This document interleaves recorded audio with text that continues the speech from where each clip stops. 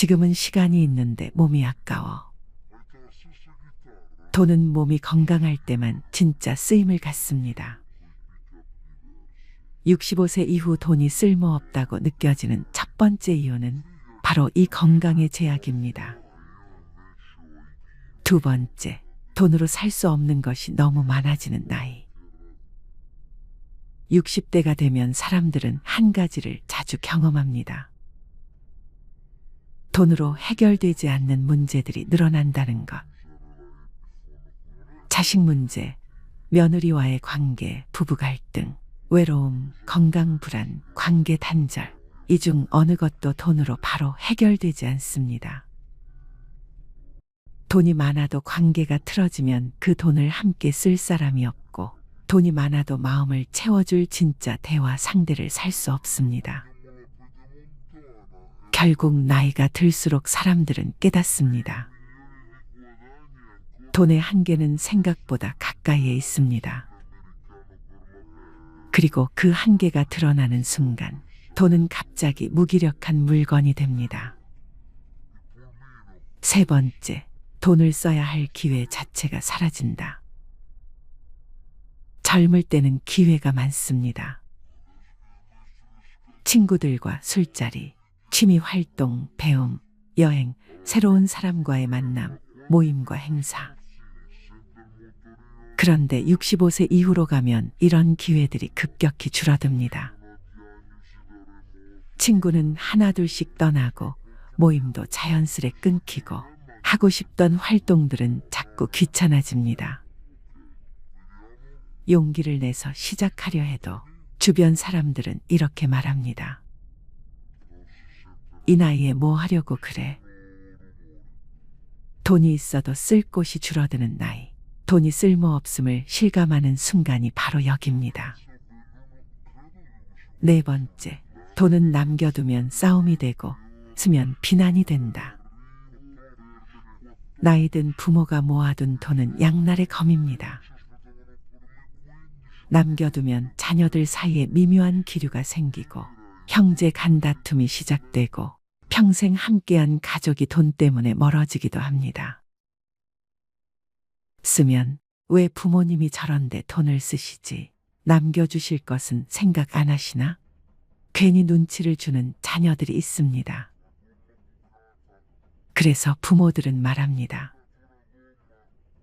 내 돈인데도 마음대로 못 쓰겠더라. 이쯤 되면 돈은 도구가 아니라 스트레스의 원인이 됩니다. 65세 이후 돈이 쓸모없어지는 가장 슬픈 이유이기도 합니다. 다섯 번째, 돈으로 누리려면 누릴 사람이 필요하다. 젊을 때는 돈을 쓰면 기쁨을 나눌 사람이 많습니다. 가족, 친구, 연인, 동료. 그러나 65세 이후 많은 분들이 체감하는 것은 인연의 감소입니다. 함께 밥을 먹던 친구는 건강 문제로 바빠지고 손주 돌보러 다니던 며느리는 연락이 뜸해지고 부부도 각자 병원 일정과 생활 리듬이 달라지면서 함께하는 시간이 줄어듭니다. 돈이 있어도 함께할 사람이 없으면 그 돈은 단순한 숫자일 뿐 의미가 없습니다. 돈의 진짜 가치는 나눌 사람이 있을 때 생긴다는 사실을 65세 이후에는 모두 깨닫게 됩니다. 여섯 번째, 늙어갈수록 돈보다 심리적 안정이 더 중요해진다. 65세 이후 사람들에게 진짜 필요한 것은 고급 식사도, 명품 가방도, 멀리 떠나는 여행도 아닙니다. 편안하게 차를 마시며 대화할 사람, 하루 종일 연락 없는 자녀에게 문자가 하나라도 오길 바라는 마음. 조금 아파도 괜찮냐며 찾아줄 친구 한 명, 잠들기 전 등 두드려줄 가족. 이런 것들은 돈이 있어도 절대 살 수 없습니다. 심리적 안정은 돈의 영역이 아니라 관계, 정서, 시간, 습관의 영역입니다. 그래서 나이가 들수록 사람들은 말합니다. 돈보다 사람, 돈보다 마음이 중요하다. 7번째, 결국 65세 이후 돈의 진짜 역할은 안심뿐이다. 65세 이후 돈의 진짜 역할은 단 하나입니다. 혹시 모르니라는 불안을 조금 줄여주는 보험 같은 존재. 돈으로 당신이 더 행복해지진 않습니다. 돈으로 건강이 돌아오지 않습니다. 돈으로 외로움이 사라지지 않습니다. 다만 혹시 아플 때 병원비 걱정은 덜겠다. 자식에게 부담은 덜 주겠다. 이 정도의 안정감을 주는 것이 전부입니다. 젊을 때처럼 돈이 나를 앞으로 끌어주는 힘은 없습니다. 이제는 뒤에서 받쳐주는 조용한 안전장치가 되는 것입니다. 돈이 진짜 쓸모없다는 뜻이 아닙니다. 다만 돈의 역할이 바뀐다는 것, 그것을 깨닫는 것이 지혜라는 뜻입니다. 건강이 무너지면 돈은 의미가 사라지고, 관계가 끊어지면 돈은 쓸 곳이 없어지고, 마음이 고독하면 돈은 위로가 되지 못합니다.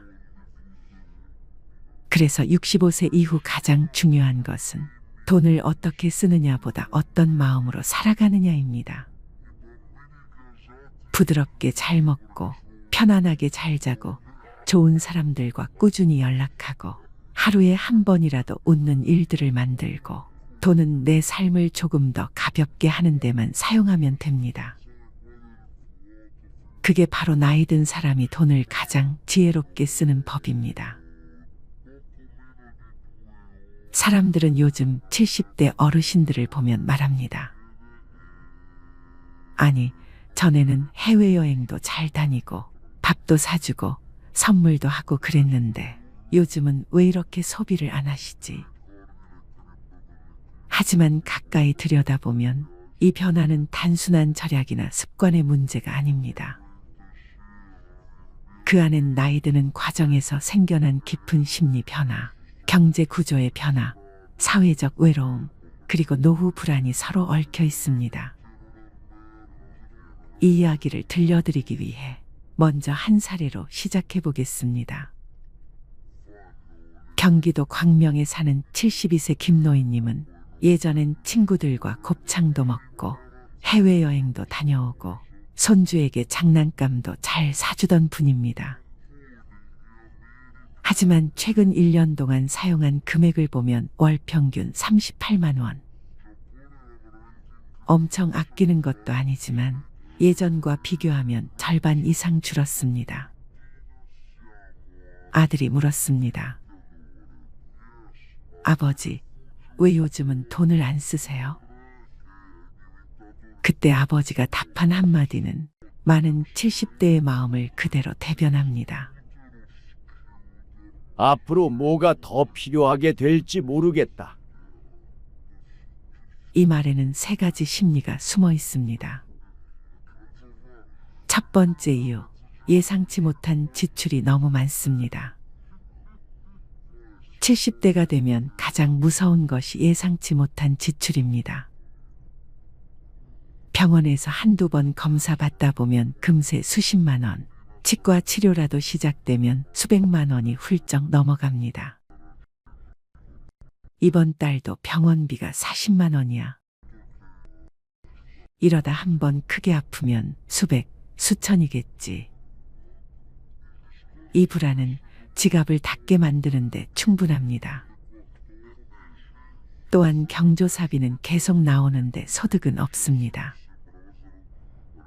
조금만 다녀도 5만 원, 10만 원. 70대가 되면 오히려 경조사비 지출은 더 늘지만 소득은 0원입니다. 그래서 어르신들은 말하지 않아도 스스로 알고 있습니다. 쓸 돈이 아니라 지켜야 하는 돈이다. 두 번째 이유, 경제가 너무 불안합니다. 70대는 평생을 살아오며 경제 위기를 여러 번 경험했습니다. 그 영향은 지금도 강하게 남아 있습니다. 금리, 물가, 전기료, 불안 요소가 너무 많습니다. 물가는 오르고 고정 지출은 커졌는데 연금은 그대로입니다. 게다가 뉴스에서는 매일 이야기합니다. 노인 빈곤율 세계 1위, 연금 고갈 예상 시점 단축. 이런 소리를 하루 종일 들으면 오늘 5,000원 쓰는 것도 불안해지는 게 당연합니다. 세 번째 이유, 70대는 이제 사고 싶은 게 없습니다. 많은 사람이 오해합니다. 70대가 소비를 줄인 이유는 못 사는 게 아니라 사고 싶은 게 사라진 것과도 관련이 있습니다. 나이 들수록 물건보다 안정이 더 소중해집니다. 젊을 때는 옷, 가방, 차, 여행, 소비가 즐거움이었지만 70대가 되면 즐거움의 기준이 바뀝니다. 아프지 않은 하루가 최고지. 편히 잘 자고 편히 걸으면 됐지. 복잡한 건 귀찮다. 새 휴대폰보다, 새 차보다 이제는 편안함과 안정이 우선이 됩니다. 네 번째 이유, 이제 소비가 행복을 주지 않습니다. 이 부분이 핵심입니다. 많은 70대가 무기력감과 외로움을 경험합니다. 70대가 되면 친구들이 하나둘씩 멀어지고 사람을 만나는 빈도도 줄어듭니다. 옷을 사도 입고 갈 데가 없어. 밥을 사도 같이 먹을 사람이 없어. 집에 혼자 있는데 뭐가 필요해. 결국 소비의 이유가 사라집니다. 소비는 동행이 있어야 가치가 생기는데 이제 그 동행이 없습니다. 다섯 번째 이유, 부모로서의 책임감이 아직 끝나지 않았습니다. 70대는 자식이 40, 50대입니다. 이때가 가장 돈이 많이 들 때이기도 합니다. 대출 상환, 자녀 직장 문제, 주택 문제, 손주 학원비. 부모는 자식이 아무리 커도 어린애처럼 느껴지곤 합니다. 그래서 어르신들은 이렇게 말합니다. 내가 쓰면 사치고 자식에게 쓰면 투자다. 부모가 돈을 아끼는 이유 중 하나는 여전히 자녀를 돕고 싶기 때문입니다. 그래서 본인에게는 소비를 줄입니다. 여섯 번째 이유, 노후가 생각보다 너무 깁니다. 70대가 되면 대부분 90세까지 살아야 하는 시대입니다. 즉, 앞으로 20년이 더 남았습니다. 70대가 이렇게 말합니다. 이 나이에 내가 무슨? 근데 또 생각해보면 꽤 오래 살 것 같아. 이 길어진 노후는 소비를 줄이는 가장 확실한 이유입니다. 불확실한 미래를 대비해야 하니까요. 마지막 이유, 이제 돈은 안 쓰는 것도 하나의 능력입니다. 과거에는 돈을 잘 쓰는 사람이 멋있어 보였습니다. 하지만 70대는 이제 다르게 말합니다. 안 쓰고도 행복하면 되는 거지. 욕심을 내려놓으니 마음이 편하다. 돈을 안 쓰는 게 아니라 절제에서 오는 마음의 평화를 선택한 것입니다. 요즘 70대가 소비를 안 하는 이유는 단순하지 않습니다. 건강 불안, 경제 불안, 외로움, 소비의 목적 상실, 자녀 부담, 길어진 노후, 심리적 안정의 추구. 이 모든 것이 겹치면서 70대는 소비를 줄이는 것이 아니라 삶의 우선순위를 재정리하고 있는 것입니다. 아이고, 관리비가 또 밀렸네요. 어르신, 이번 달엔 꼭 좀 부탁드려요. 관리실 직원의 말에 김명자 할머니는 고개를 푹 숙였습니다. 통장을 들고 은행에 갔을 때 잔액은 7,000원. 생활비를 인출한 지도 오래됐고 최근엔 아들 집에서 반찬을 좀 나눠줘서 겨우 끼니를 이어가고 있었습니다. 그런데도 그녀는 말합니다. 아들한테는 절대 손 안 벌려요. 민폐잖아요. 그런데 안타깝게도 장고는 이미 그녀의 의지를 배신한 지 오래였습니다. 명자 할머니의 이야기는 결코 남의 일이 아닙니다. 70이 넘도록 죽어라 일만 하며 살아왔는데 통장엔 늘 10만 원도 남지 않았다는 중장년층의 고백. 어쩌다 우리 세대의 통장은 이토록 텅 비었을까요? 왜 은퇴한 6070 세대들의 통장에는 100만 원도 남아있지 않은 걸까요? 많은 분들이 이렇게 말씀하십니다.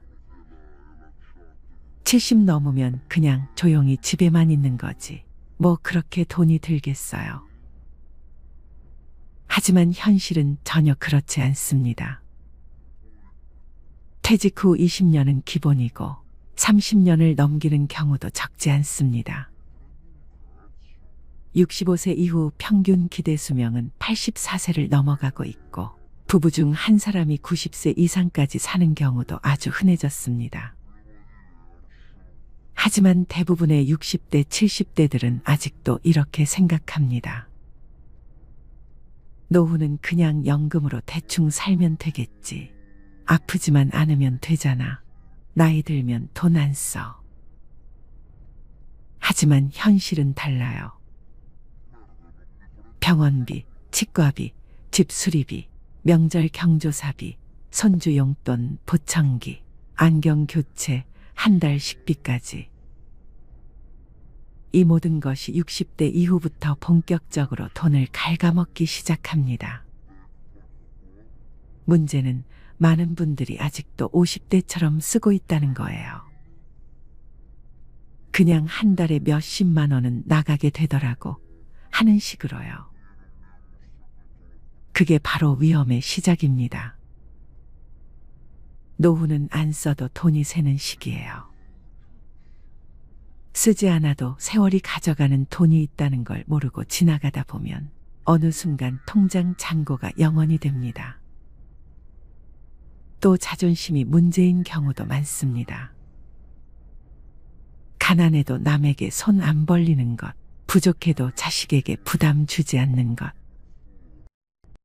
이게 미덕처럼 여겨져 왔어요. 그런데 자존심은 준비 없는 사람에겐 아무런 방패가 되어주지 않습니다. 자존심을 지키려면 돈이 필요합니다. 체면을 유지하려면 자산이 있어야 합니다. 자존심은 스스로를 지탱하는 강한 무기이지만 그 안에 든 칼날은 현실이 닿는 순간 너무 쉽게 부러지죠. 그러니 자존심이 강한 분일수록 더욱더 철저한 준비가 필요합니다. 그런데 놀랍게도 그런 분들이 나는 괜찮아 하며 대비를 등한시합니다.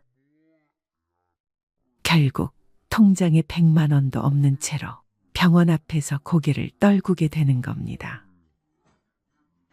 그리고 또 하나, 자식이 있으니까 괜찮다고 믿는 겁니다. 통장에 잔고가 없는 분들에게 이유를 물으면 종종 이렇게 대답하십니다. 나도 애들 키웠고 애들이 있으니까 그래도 어디 가서 굶기야 하겠어? 그런데 이 믿음은 현실을 외면한 환상입니다. 오늘날 30대, 40대 자녀들은 자신조차 감당이 어려운 세대를 살고 있어요.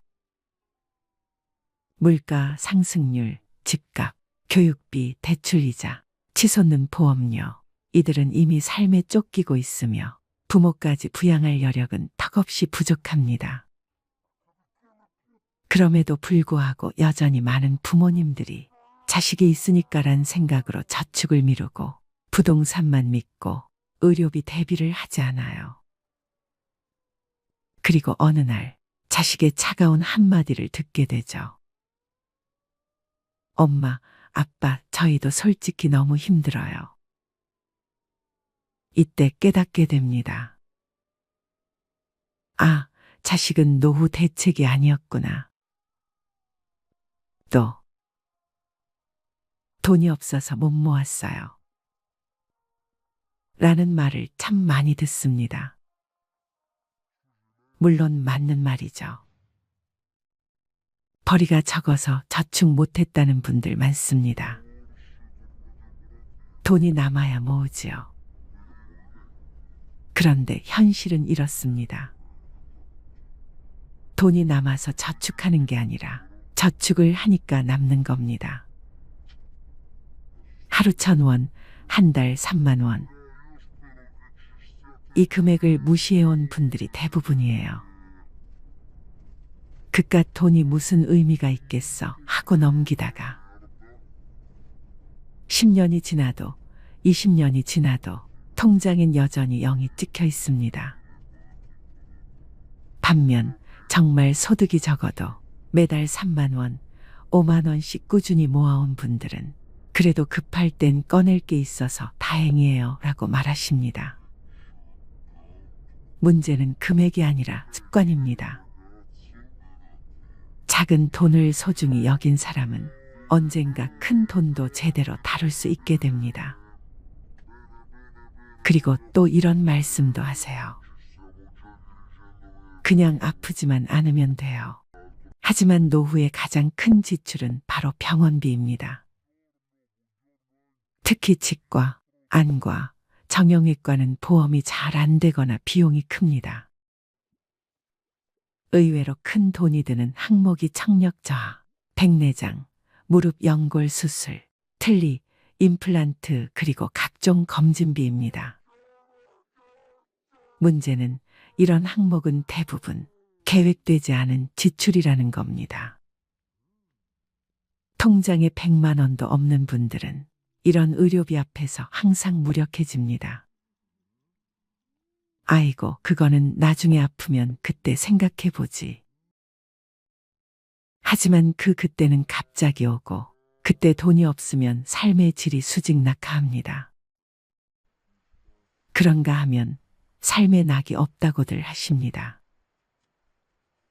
여가와 취미가 없다 보니 지출이 감정적으로 이루어지는 경우가 많습니다. 책을 사는 것도 걷기 좋은 운동화를 사는 것도 아깝다고 생각하면서 술자리에는 쉽게 지출하죠. 내가 이 나이에 친구라도 만나야지. 그러다 보니 남는 게 없습니다. 자기만의 여가나 취미가 없는 사람은 감정 소비를 반복하고 결국 빈 통장만 남깁니다. 또 이런 말도 있습니다. 나중에 모으려고 했지. 그런데 기억하셔야 합니다. 돈을 모으는 데에는 나중이 없습니다. 지금 시작하지 않으면 그 나중은 오지 않습니다. 통장에 100만 원도 없는 70세 어르신들이 공통적으로 하는 후회는 딱 하나입니다. 조금이라도 일찍 시작할 걸. 많은 분들이 이렇게 말씀하세요. 나 정말 검소하게 살았어요. 사치 같은 건 절대 안 했어요. 하지만 현실은 다릅니다. 작은 사치, 반복된 소비, 습관적 지출, 이 모든 것이 누적된 결과입니다. 매일 마시는 5,000원짜리 커피, 정기배송 구독 서비스, 다 못 쓰는 건강식품, 자식과의 식사 후 결제 습관. 이런 습관적 소비는 눈에 보이지 않기에 더 무섭습니다. 누구보다 검소하다고 믿었던 사람들이 가장 위험한 지출을 하고 있는 경우가 많습니다. 돈보다 사람을 믿는다고요. 멋진 말입니다. 그런데 실천이 불가능합니다. 사람도 관계도 존엄도 결국 돈 위에 세워져야 지속될 수 있기 때문입니다. 돈이 없으면 선택지가 줄어들고 자존감이 흔들리며 좋은 것을 알아도 실천하지 못하게 됩니다. 그리고 마지막으로 이런 체념이 가장 무섭습니다.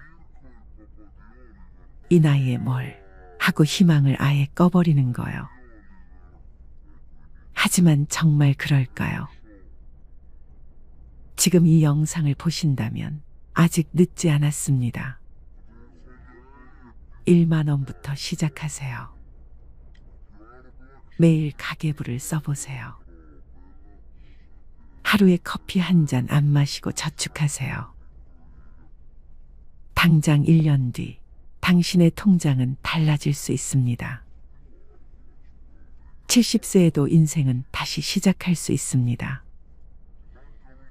통장 잔고가 0원이어도 오늘부터 진짜로 변화하고자 하는 의지가 있다면 그 인생은 마이너스에서 플러스로 향할 수 있습니다. 작은 돈을 무시하지 마세요. 주관 없는 소비를 경계하세요. 자식이 아닌 나의 힘으로 설 준비를 지금 하세요. 그리고 꼭 기억하세요. 돈이 없어서 불행한 게 아닙니다. 돈이 없는데도 바꾸려 하지 않을 때, 그때 진짜 불행이 시작됩니다. 박종수 할아버지는 은퇴 후 몇 년 동안은 어떻게든 자립하며 살아갔습니다. 하지만 투자 실패와 과도한 지출로 인해 점점 재정 상태가 악화되면서 그는 더 이상 혼자 힘으로 생활을 유지할 수 없었습니다. 어느 날 결국 그는 큰 결심을 하고 자식들에게 돈을 부탁하기로 합니다. 그날 오후 종수 할아버지는 가장 큰 아들인 영수의 집을 찾아갔습니다. 평소에도 자주 오가던 집이었지만 오늘은 발걸음이 무거웠습니다. 초인종을 누르자 영수가 문을 열어주었습니다. 아버지, 웬일이세요? 오랜만에 오셨네요. 종수 할아버지는 어색하게 웃으며 집 안으로 들어갔습니다. 따뜻한 차를 대접받으며 그는 몇 번이나 입을 때려다가 다시 다물었습니다. 결국 마음을 굳게 먹고 조심스럽게 말을 꺼냈습니다. 영수야, 아버지가 정말 미안한데 이번 달 생활비가 부족해서 좀 도와줄 수 있겠니? 영수는 순간 당황한 듯 멈칫했습니다. 그는 이미 가정의 생계를 위해 열심히 일하고 있었고 아이들의 교육비와 각종 생활비로 부담이 컸기 때문입니다. 그러나 아버지를 외면할 수는 없었습니다. 네, 아버지, 얼마나 필요하세요? 종수 할아버지는 잠시 머뭇거리다 조심스럽게 말했습니다. 한 50만 원 정도면 될 것 같구나. 급한 건 다 해결하고 나면 갚을 수 있을 거야. 영수는 깊은 한숨을 내쉬며 알겠습니다. 아버지, 제가 이번 달은 좀 빠듯하긴 한데 어떻게든 해볼게요. 라고 대답했습니다. 그날 밤 종수 할아버지는 집으로 돌아와 마음이 착잡했습니다. 자식에게 손을 벌린다는 것이 자존심에 큰 상처를 입혔고 자신이 얼마나 비참한 처지에 놓여 있는지를 실감했습니다. 그는 눈물로 젖은 베개를 끌어안고 잠을 이루지 못했습니다. 며칠 후 딸 영희에게도 같은 부탁을 해야만 했습니다. 그는 딸의 집에 방문하여 손녀와 함께 시간을 보내다가 어렵게 입을 열었습니다. 영희야, 아빠가 정말 미안한데 생활비가 좀 부족해서 말이다. 내가 조금 도와줄 수 있을까?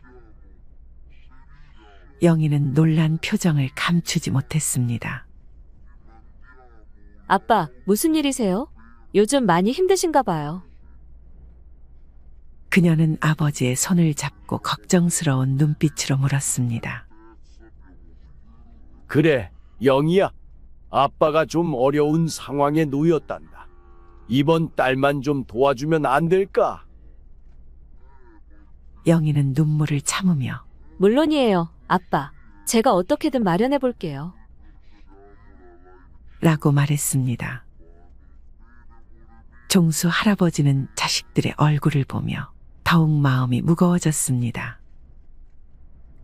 자식들에게 짐이 된다는 사실이 그를 괴롭혔고 그는 자신이 잘못된 결정을 내렸음을 후회하며 자책했습니다.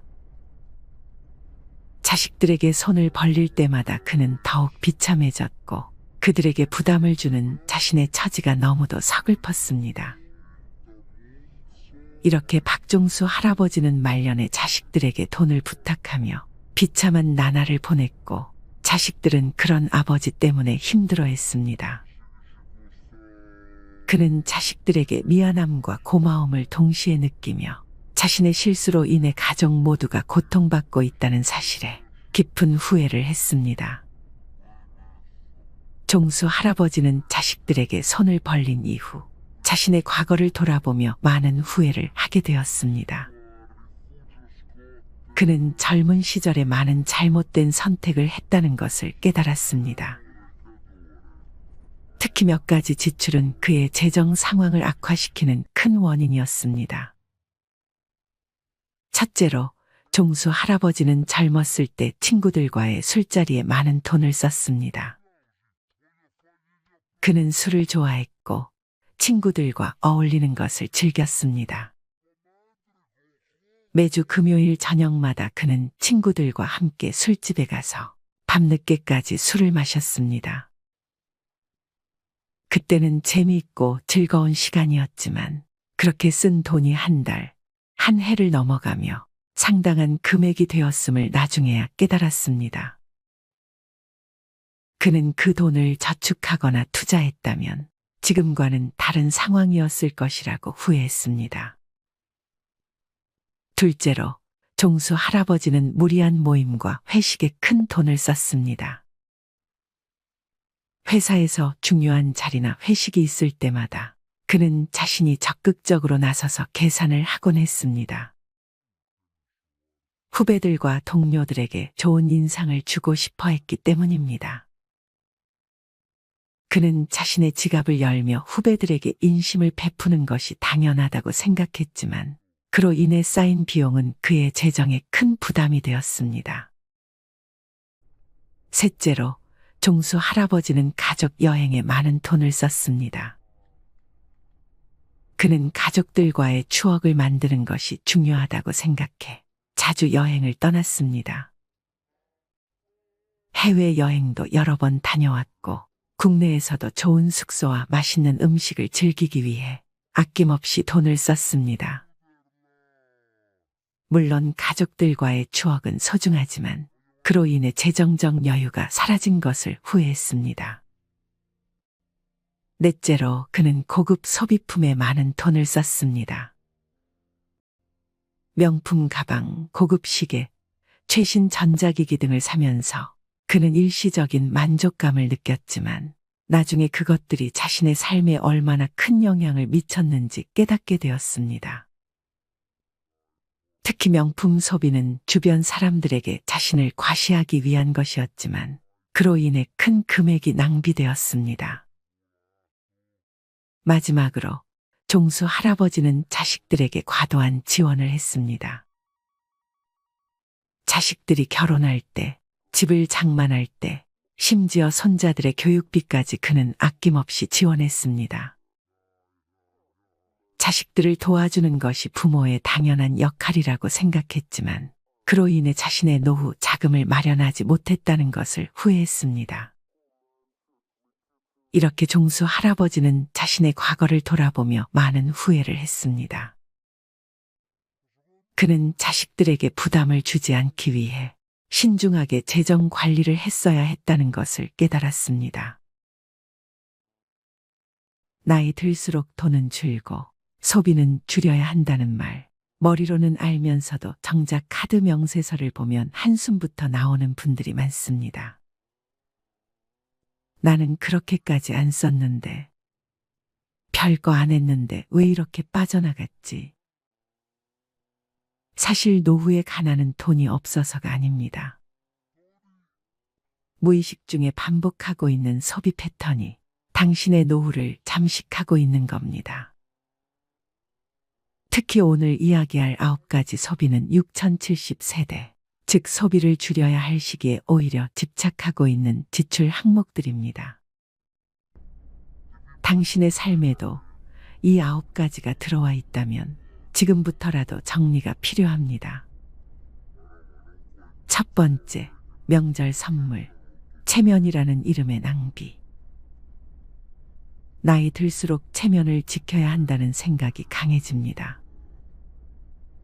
명절이 되면 아무도 시키지 않아도 비싼 한우 세트, 과일 상자, 건강식품을 고릅니다. 그래도 어른인데 이 정도는 해야지. 며느리 친정에도 뭔가 보내야지. 하지만 체면은 지갑에서 나갑니다. 그리고 그 체면을 지킬수록 약값을 미루고 전기요금을 걱정하는 현실이 찾아옵니다. 체면은 빚내서 유지할 게 아닙니다. 체면은 내 형편에 맞게 절제하는 어른에게서 납니다. 진짜 품위는 덜 써도 존중받는 사람이 될 때 생깁니다. 두 번째, 여행, 탈출인가, 회복인가. 이 나이에 언제 또 가보겠어. 이 말 한마디에 항공권을 결제하고 내 인생인데 한 번쯤은 하며 여행 패키지를 끊습니다. 하지만 여행은 갔다 오면 끝입니다. 추억은 남을지 몰라도 카드값은 더 오래 남습니다. 게다가 여행은 습관이 되면 중독됩니다. 또 가야겠다. 안 가면 허전해. 문제는 여행이 회복이 아닌 회피가 되는 순간부터 노후는 무너지기 시작한다는 점입니다. 지속 가능한 삶은 감정이 가라앉은 상태에서 가도 되는 타이밍에 가는 여행이어야 합니다. 세 번째, 옷. 과거의 멋이 현재의 짐이 될 때. 나도 이 정도는 입어야지. 할머니라고 아무 옷이나 입나. 나이 들어도 멋지고 싶은 마음 당연합니다. 하지만 옷장이 가득 차 있고 입는 옷은 늘 똑같은데도 또 다시 신상을 고르고 있다면 그건 멋이 아니라 불안을 지우기 위한 소비일 수 있습니다. 노년의 멋은 비싼 옷이 아니라 단정함에서 시작됩니다. 꾸준히 다림질된 셔츠, 잘 맞는 슬랙스, 깔끔한 운동화. 그것이면 됩니다. 진짜 품위는 옷에서 나오는 게 아니라 자기 삶에 책임지는 태도에서 나옵니다. 네 번째, 커피. 하루 한 잔은 괜찮을까? 퇴직 후 할 일 없는 하루의 시작은 늘 커피 한 잔으로 열립니다. 집에 커피 믹스가 있어도 굳이 테이크아웃 한 잔을 사야 하루가 시작된 것 같은 기분이 듭니다. 하루 4,000원. 한 달이면 12만 원. 1년이면 144만 원입니다. 그거 아껴서 얼마나 모으겠어? 그렇게 말하는 순간 매달 반복되는 작은 구멍이 노후 재정을 서서히 잠식합니다. 여유는 커피로 사는 것이 아니라 관계와 일상 속에서 길러야 할 감정입니다. 돈 들여 위로받는 습관은 결국 더 큰 허기를 남깁니다. 다섯 번째, 택시. 편함의 이름으로 무너지는 근력. 한 정거장 거리도 걷기 싫어집니다. 힘들잖아. 택시 타면 편하지. 그런데 이상하게 이 편함은 갈수록 더 많은 불편함을 부릅니다. 걷는 횟수가 줄어들수록 무릎은 더 약해지고 심장은 더 나빠집니다. 택시비는 그 자체로도 문제지만 움직이지 않는 대가로 찾아오는 병원비는 그보다 훨씬 비쌉니다. 노후의 편안함은 무조건적인 편리함이 아니라 내 몸이 스스로 움직일 수 있는 자유에 있습니다. 6번째, 손주를 위한 지출. 사랑이라는 착각. 손주가 온다 하면 마트부터 갑니다. 과자, 장난감, 옷, 용돈까지. 그래도 할머니인데 뭐라도 해줘야지. 그렇게 매달 10에서 20만 원씩 쓰면서도 정작 자신은 라면으로 끼니를 때웁니다. 그런데 손주는 과자나 돈보단 할머니가 해준 이야기와 밥을 더 오래 기억합니다. 사랑은 사는 것이 아닙니다. 시간을 함께 보내는 것, 함께 눈을 맞추는 것이 진짜 사랑입니다. 지갑이 아니라 마음으로 손주를 대하세요. 7번째, 경조사비. 관계라는 이름의 강요. 친구 아들 결혼이라는데 다들 10만 원 낸다더라. 나만 5만 원 하면 이상하게 보이겠지. 경조사비는 기준이 없습니다. 그래서 더 어렵습니다. 그러나 중요한 것은 당신의 형편과 마음입니다.